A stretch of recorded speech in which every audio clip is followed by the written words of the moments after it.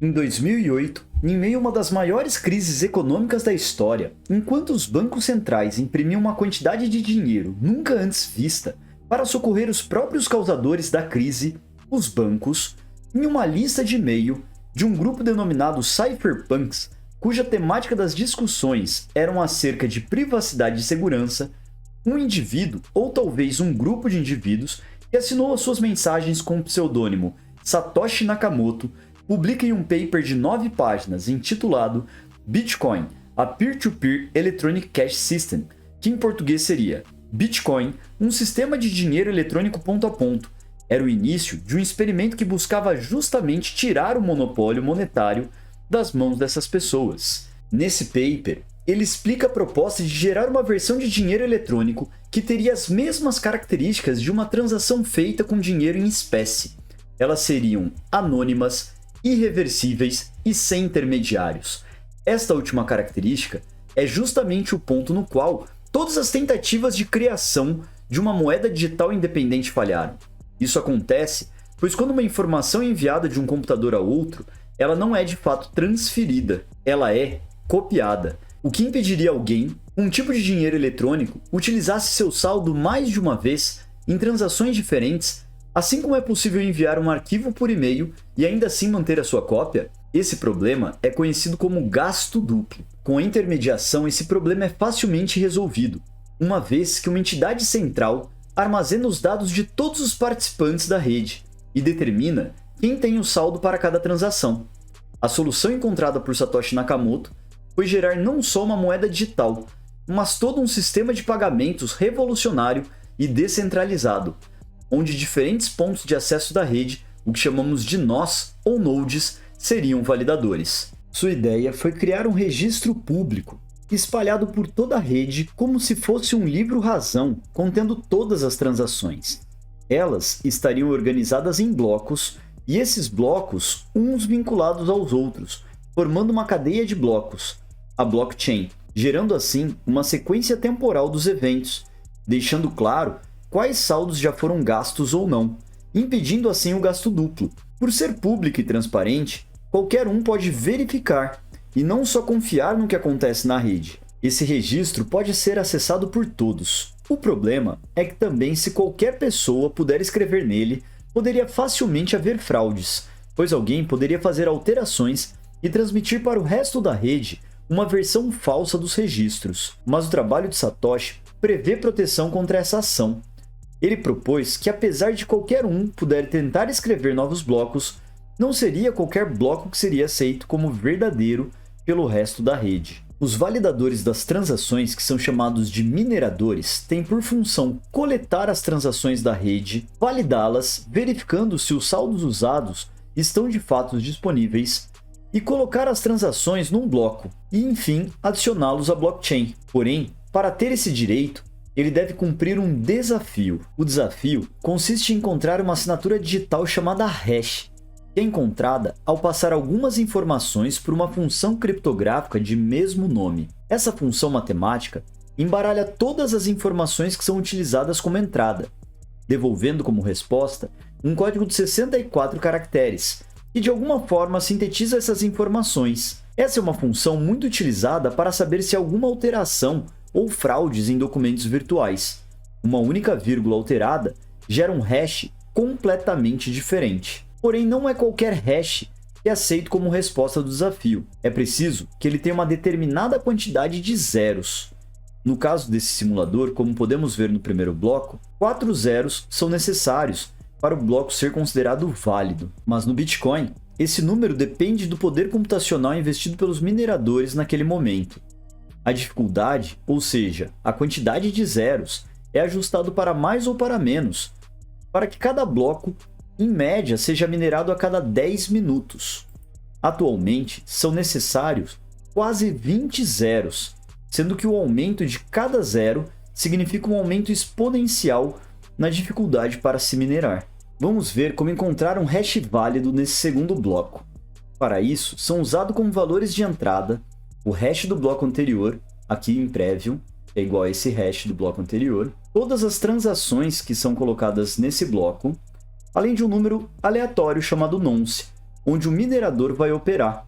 Ele fica alterando um a um, ou, quando a gente clica no botão de minerar, assim como o minerador, ele tenta várias vezes por segundo, até chegar num hash válido. Isso é, uma certa quantidade de zeros requeridas para aquele bloco ser validado. É importante destacar que a função hash é tão complexa que é praticamente impossível usar de engenharia reversa e descobrir qual nonce seria necessário digitar para gerar um hash válido. Dessa forma, o minerador precisa fazer isso por tentativa e erro, ou como é chamado em criptografia, por força bruta. Isso faz com que o direito de minerar seja quase que um sorteio, e os números de bilhetes que o minerador concorre é a quantidade de força computacional que ele oferece para a rede. Apesar de encontrar um hash válido seja uma tarefa difícil, por outro lado, é fácil e quase instantâneo verificar se os valores fornecidos geram de fato aquele hash. Quando o minerador encontra um hash válido, ele transmite o bloco para os outros nodes, que verificam com facilidade e quase instantaneamente se aquele hash é válido para aqueles valores de entrada. Ao aceitar o hash como verdadeiro, passam a utilizá-lo como entrada na função do próximo bloco.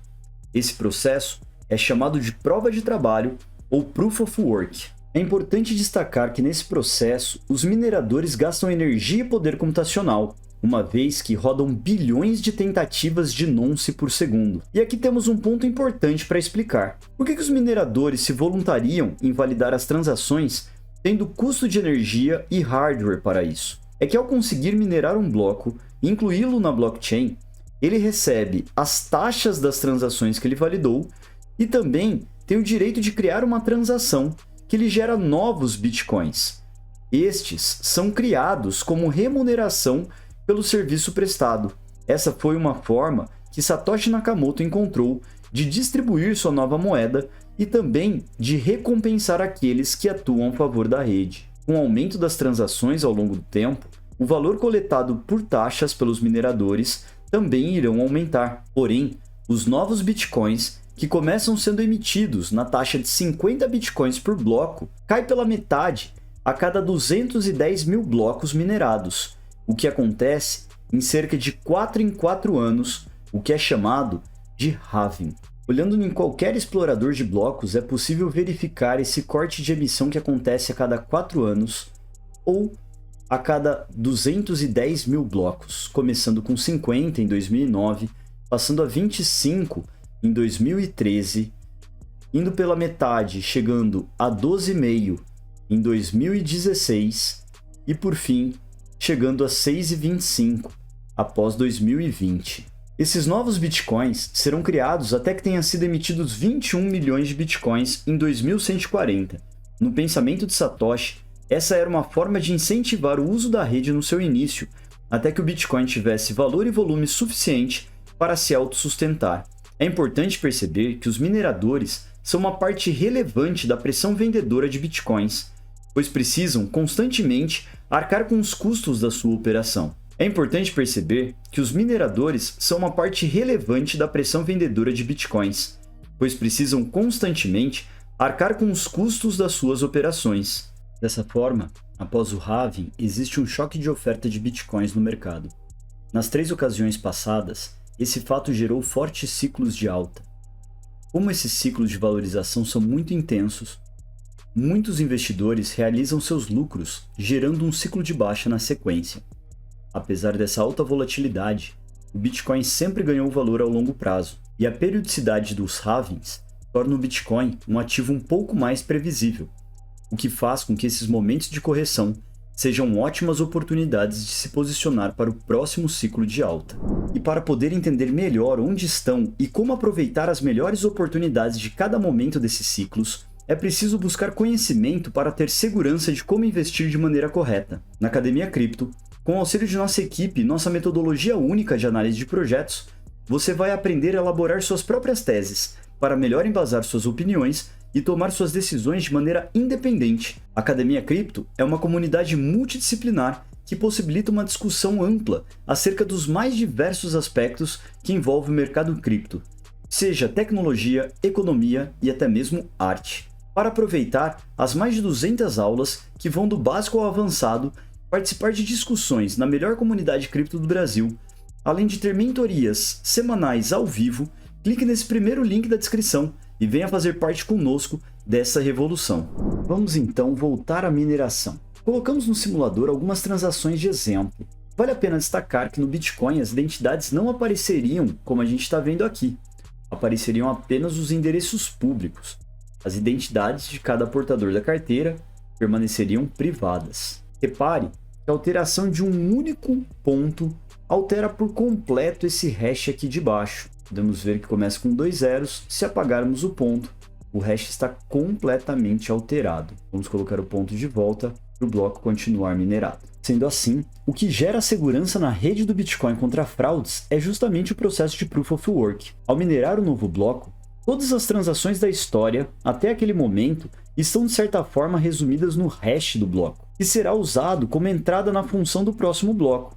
E dessa forma, qualquer alteração em uma transação alteraria esse hash, causando um efeito em cadeia, e todos os blocos na sequência apresentariam hashes inválidos, e seria necessário encontrar novos nonces, ou seja, minerá-los novamente, bloco após bloco. Sabendo que a cadeia tomada como verdadeira por toda a rede é a que teve maior prova de trabalho investida, isso é, a mais longa, um atacante precisa ganhar uma corrida contra todos os mineradores honestos para refazer todas as provas de trabalho antes que a cadeia verdadeira aumente com maior velocidade.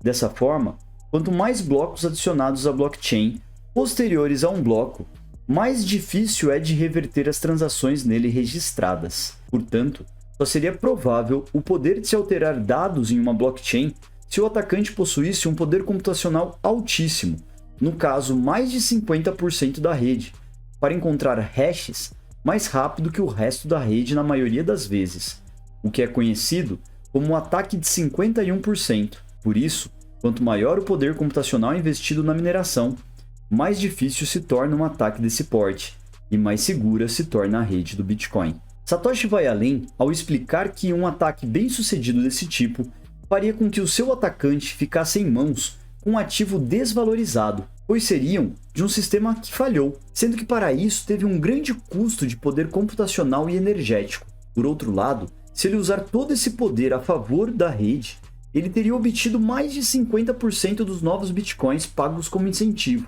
Portanto, é mais interessante economicamente para esse atacante que ele atue de maneira honesta. E essas são algumas vantagens e características que fundamentam o Bitcoin. E se você ficou até agora conosco e esse conteúdo te ajudou de alguma forma, não esqueça de deixar o seu like e se inscrever para acompanhar todo o nosso conteúdo. Eu sou o Professor Nil e faço parte da Escola Cripto.